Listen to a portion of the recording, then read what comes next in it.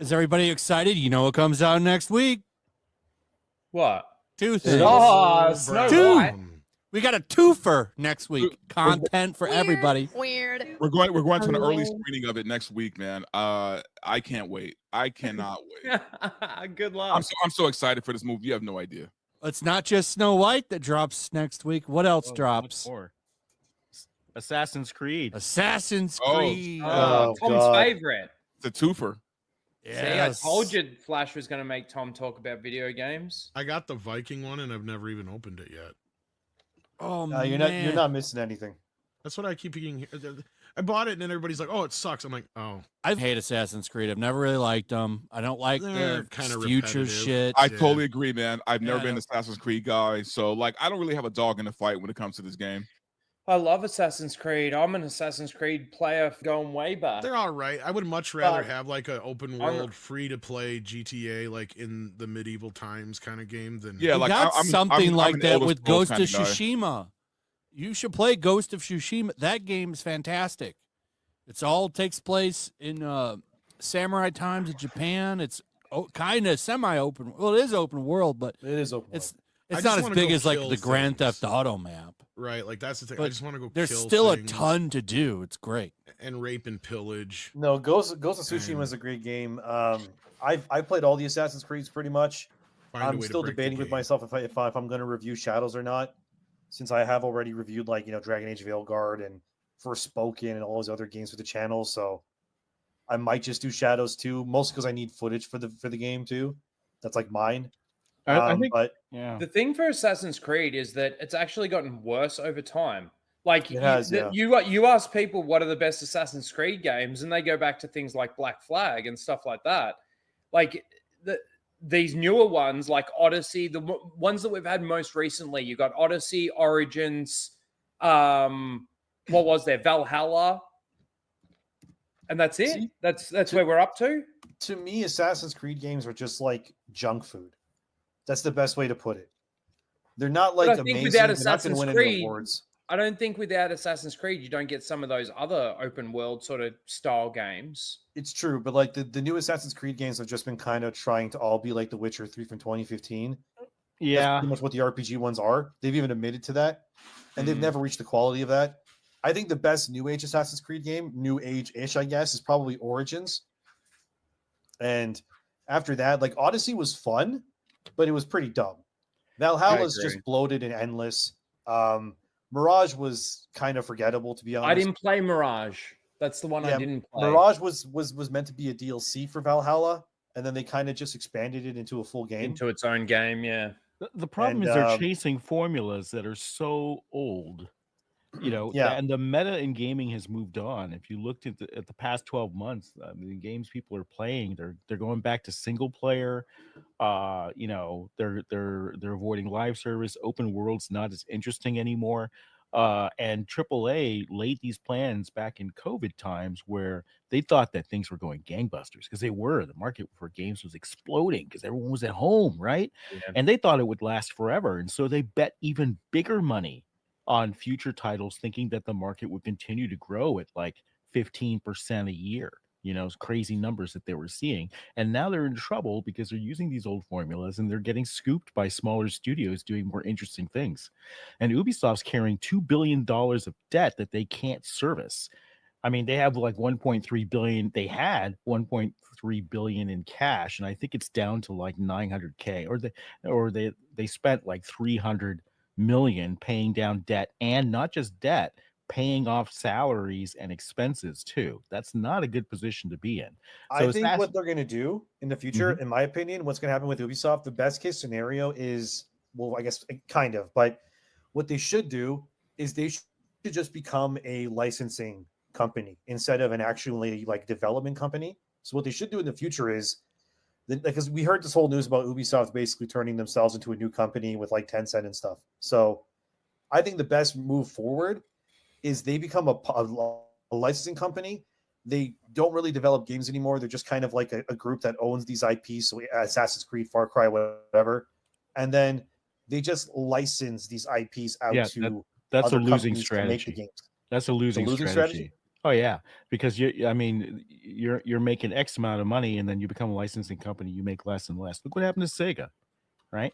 So Sega was a console maker, a first party developer of the best games, and they became essentially licensing, right?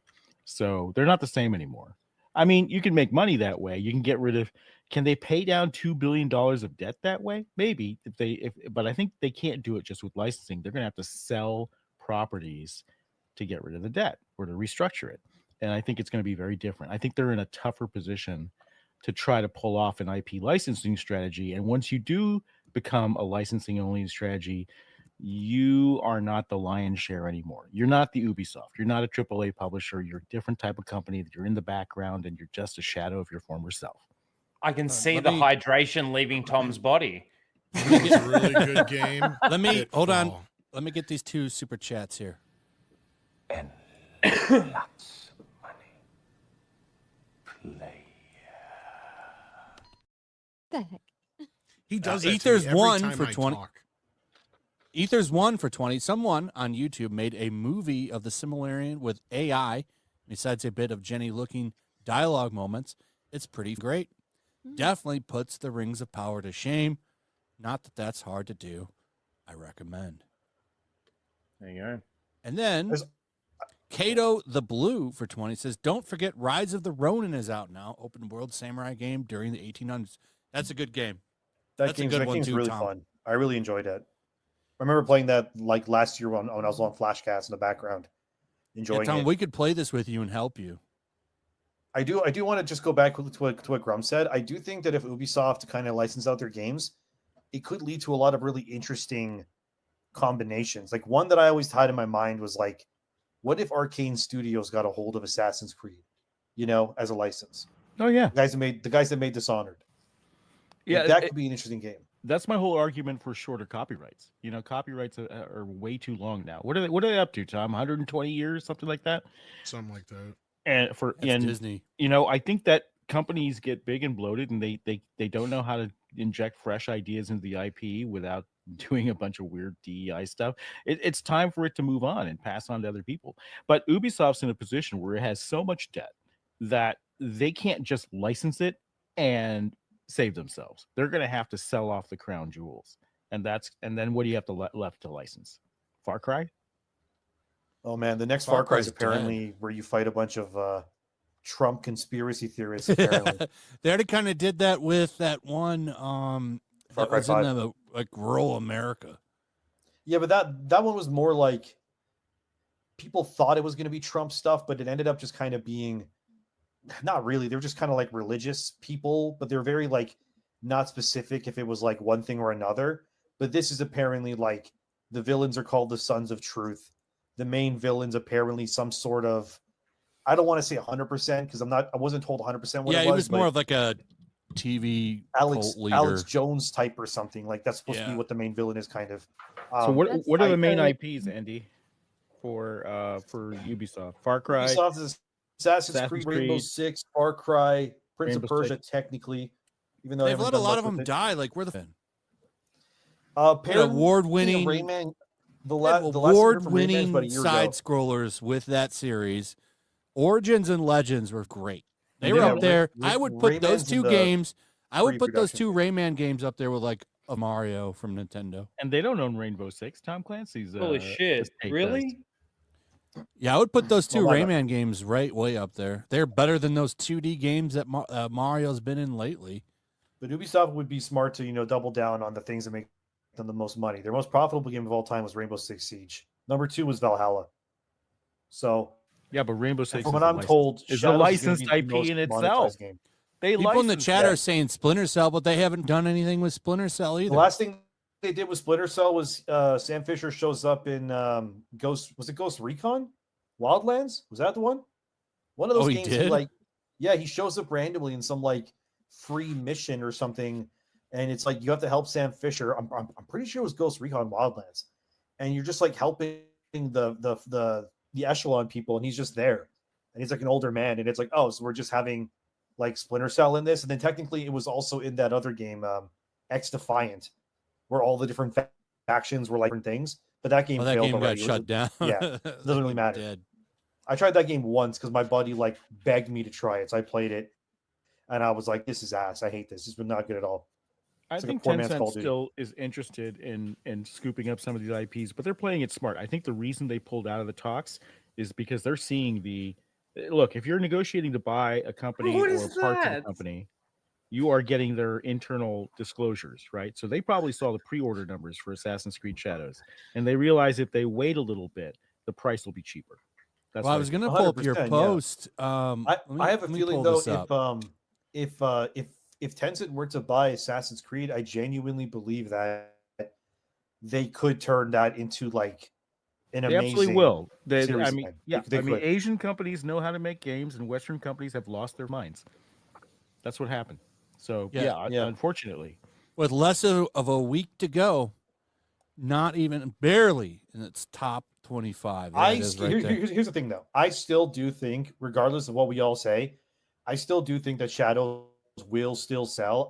I'm expecting. I think it's gonna go south real fast. Here's the thing, though. With an asterisk, I think it's going to sell, but it will not sell enough to save Ubisoft or come anywhere near it. Yeah, it'll do basically what the box office sort of does these days. Is the opening weekend? Yeah, it sort of gets a big hit, but then nothing happens. I think we're looking at a Dragon Age. They're going to come out. They're going to come out that opening weekend. They're going to say the chuds have been owned. Yep. And then they're going to be forced to delete those tweets. Remember that failure for Ubisoft is not. It means not achieving the numbers that. What was their biggest Assassin's Creed? That's Black Flag. Black Flag, right? Black Flag was phenomenal. Like what phenomenal. Was it? Like is just tens of millions. Black Flag ended up selling like 16 million, I think. I thought it was 21. Huge. Maybe it's huge. Yeah, it's huge. It's a big game, though. All they have to do is underperform that by 10 to 15%, and the investors will say no. Look, the stock is bouncing between $2 up and down, about 6 to 5% up and down over the past week. Investors already bake in their expectations of the stock price of how they think the title's going to be. So right now, if we had seen investors excited about Assassin's Creed, and we're talking big investors that have a lot of data and they crunch a lot of numbers. If they see something that's going to take off, you would see that stock creeping up right now. But it's not. It's just bouncing up and down. Plus 6% one day, minus 6% the other. And then you see pre-orders numbers like this. Look, and the thing is, the definition of what makes a successful game on Steam has kind of shifted. We've seen some incredible numbers in the last 12 months, 200,000, 300,000, over 500,000 concurrent users for these AA and Asian games that are coming out. If they can't do that, investors are going to be saying like, you spent 5 to 10 times as much as these guys, and you can't even get half their numbers. Sayonara. It's true. Yeah, that's what's going to happen. To be honest, like there is a game coming out later this month. I've already played most of it. I got a copy for it. It's called AI Limit. Not allowed to say too much about it because I played it already. It's from the China Hero Project. Like the PlayStation did this thing where like Sony basically paid a bunch of like Chinese developers that are smaller to make their games. AI Limit's basically like a Souls-like, but it's kind of like Code Vein. If chat's played Code Vein, it's a lot like that. Yeah, I played it. I'm playing that game right now. I can't say everything about it or whatever because of the review stuff, but what I can say is that game people are gonna be surprised by it, and that game's not being made by like a huge team or anything. And it's a genuinely like very well made Souls-like. It's a great game. I really like it a lot. Again, it comes out at the end of the month. I'm like second last boss before beating the game, I believe. But great game. And I'm just noticing like a lot of these AAA games that come out these days, like they're just not justifying the price point. Well, that's why you're seeing everyone ditch them. A lot of people playing older games. What happened was, look, Ubisoft has 18,000 employees. Like, look at this. Ridiculous. Red Dead Redemption 2 is $15. Like, why wouldn't I buy that? Thing, right? Like, how do you compete with these games that are cheaper and have more? That is a steal for $15. Chat, if you've not played that game and you have $15, it's the greatest game ever. Where's someone pointed out to me that this chart is coming by revenue. So the fact that these free or smaller games are beating them out on the chart is even more significant because it's not by copies, it's by revenue. I would love a Red Dead Redemption 3. Where is that? Yeah, make it be about John's son, and I'm there 100%. Because I mean, I don't want to spoil it, obviously, but I think a John Marston's son would be.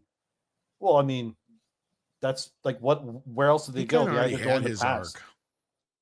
Yeah, but besides John the Marston's rumors son, I've heard is going to be about the gang prequel. Yeah, okay. Well, what's your guys' bet about Red Dead 2, man? Sadie Adler. How come she didn't get an expansion of her own story or something? Sadie Adler was an actual good female character. They fumbled that. I don't know. Mary Sue, but yeah. What's your guys' bet on concurrent users on Steam? Now, keep in mind you can still play it on their Ubisoft Pass. I personally think, because here's the thing, I can already see it in my head. The website spinning the story, it's going to be exactly like Dragon Age Veilguard. Here's the thing, right? With BioWare, Dragon Age Veilguard was the first game they released day one on everything. So on Steam, PlayStation, Xbox, whatever. Before that, every game came out years later on Steam. So everyone was, and for reference for everybody, Dragon Age was what, 90,000 peak on Steam? Something like it's pretty big. But even then, right? You had all these websites come out and pretty much like slobber all over BioWare and say like, oh, they had the biggest launch, and Jason Schreier did the whole like go woke or break the charts, all that thing, that meme. And then the thing about Assassin's Creed Shadows people don't realize is that this is also going to be the first time that Ubisoft releases a game day one on Steam that's Assassin's Creed. If I recall, every other Assassin's Creed game is pretty much has a been year delayed on the Uplay, whatever. Yeah, they made you wait. This will be day one on Steam, and it's going to be great. So I think because again, that's you're going to have those articles. It's the most popular platform. So the articles you really will get an idea on how well that game is performing based on those numbers. They're going to say this game is the highest player count on Steam for an Ubisoft game at release, and then all the accounts are going to go like, oh look, the Chuds lost, and it's like, but the context won't be there for a lot of people. They'll just read the headline and go, oh look, Shadows is succeeding, not realizing it's going to be like Veilguard in the same sense, where this is the first time they had a game release on Steam day one. Well, by the way, there's a distinction here. Dragon Age. Oh, go ahead, Flash. Did you see? So they gave Dragon Age away for free, and no one's playing it. Yep. In fact, I don't blame them. That game's ass. The Cowabunga collection is outperforming Dragon Age Veilguard because they gave two games, Dragon Age Veilguard and the Cowabunga collection, and that Sonic Colors game. Yeah. And more people are playing the Cowabunga collection than the Veilguard game. They don't even want it for free. Not even for free do people want to play this game. I have a feeling you're going to see Star Wars Outlaws on PS Plus probably within this year. I would not be surprised whatsoever that happens. What a shitty thing to do to your mouth. Here's this shitty game nobody wanted. Well, that's the thing, right? Because then they get money from the companies when they kind of put it on the thing, but obviously it's not as much as they would get if they were to sell the game. But if they pay they give money to put that on there. That's the thing, though. Yeah, but I guess the thing is that they're not getting any money for Veilguard because nobody's buying them, so they want to get at least something for it. So they're like, "We'll give it to PlayStation. They'll give us some money to put it on PS Plus, I guess." And is it going to be a lot of money? Probably not, but it's better than no money, right? Again, it's not a Band-Aid to fix anything, but it's like, what are they supposed to do with something that nobody wants to buy? You know what I mean? Yeah. So it is what it is. But I would say that with Assassin's Creed, unlike Dragon Age Veilguard, I think Veilguard had a very strong PC following and a very small console following. I think AC's flipped. I think AC has a very large console following and a much smaller PC following. Yeah, so I'm telling you right now, I have a feeling Shadows will sell at least 1 million copies within its first week. That's not enough to save Ubisoft. That's not enough to make it a success of anything. For sure. I'm not. That's across all platforms, though. Yeah, for sure. I think allegedly the pre-orders were what, 300,000? That's what I heard. I haven't heard. Like everything combined.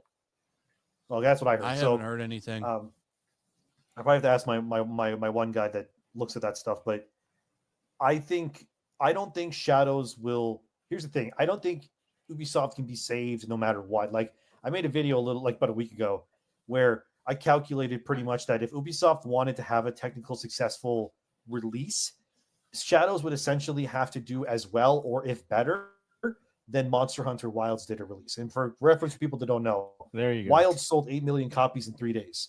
That's over $400 million in like money made, basically. Shadows had a. Go ahead. Oh, and I agree. Monster Hunter is another game that's very strong on console as well. So yeah, that's probably a good comparator there that you're using. both action RPGs. You know, so I was going to ask you, co-op, one isn't. What was Monster Hunter's peak? Was it like? It's insane on Steam on the just on it was PC. It was over 1 million, wasn't it? No. It wasn't 1 million. Let's see, what was it? It was. Wasn't it over 1 million on Steam? Am I wrong? I'm pretty sure the concurrent player count was over 1 million at one point. It hit like 700 and something thousand in like 40 minutes after it released on Steam. All you have to do is look at the chart. Yeah, someone's looking it up. I'm pulling it up now. But I think that's a very good comparison to use because it's also stronger on console. All right, you're right. It was 1.38 million on Steam. That's top 5 on Steam, right? Because I know Pal World is 2 million. This is Monster Hunter Wilds. Players right now, 412,000. That's still a lot. 24-hour peak, 651,000, which is insane. That's a lot.